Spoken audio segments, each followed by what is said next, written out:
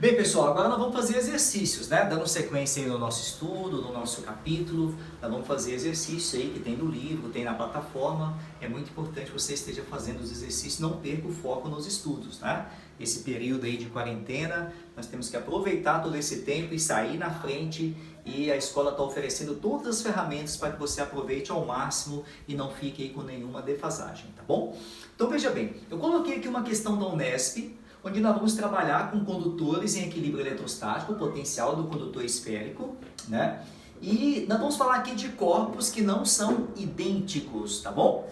Quando eles são idênticos é bem simples, você já viu lá no primeiro capítulo como é que faz. Agora eu tenho uma situação aqui interessante. Eu tenho uma esfera descarregada e uma esfera carregada com o dobro do raio, né? Aqui o raio é 5, aqui o raio é 10, beleza? E essa esfera carregada tem 3 microcoulombs. Após o contato dessas esferas, elas são colocadas em contato. E aí, nesse caso aqui, você não vai fazer a média aritmética, é um pouquinho diferente, tá? O que nós iremos fazer, embora se aplica também essas mesmas regras para corpos idênticos, tá bom?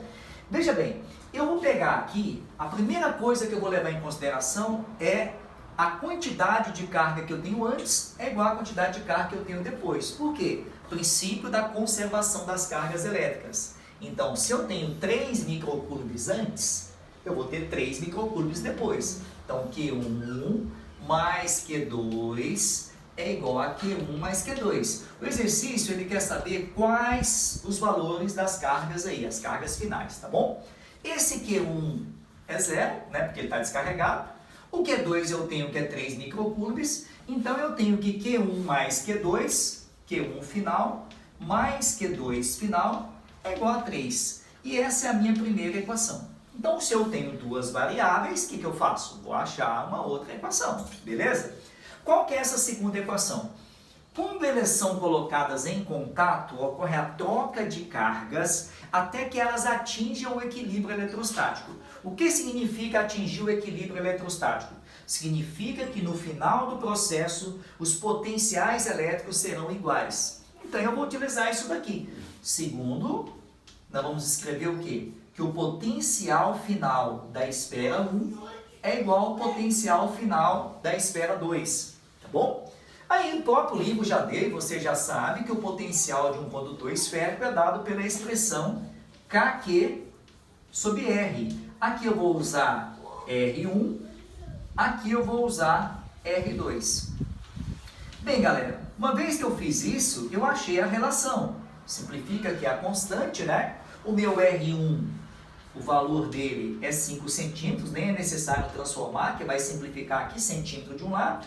Aqui eu vou ter centímetro também do outro lado, tá? Lembrando que se você tiver que calcular separadamente o potencial, você tem que transformar isso aqui em metro. Simplifica esses valores, você tem 2 aqui, 1 aqui, portanto você vai ter que a carga 2, a carga final 2, é 2 vezes a carga final 1.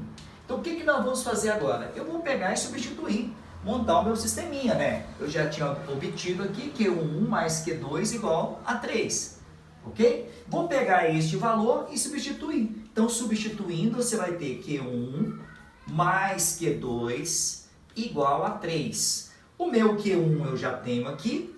O meu Q2 eu encontrei, que é 2 vezes o Q1 igual a 3. Então, aqui eu tenho 3Q1 igual a 3. Então, o nosso Q1 vai ser 1 microcoulomb. Ora, se eu tenho 1 microcoulomb nesse indivíduo aqui, e o total é 3, logo aqui serão 2 microcoulombs, já que o que eu tenho antes é igual ao que eu tenho depois. Então, o nosso Q2, que é 2 vezes Q1, vai ser igual a 2 microcoulombs. Essa é a resposta aí da questão de segunda fase da Unesp. Então.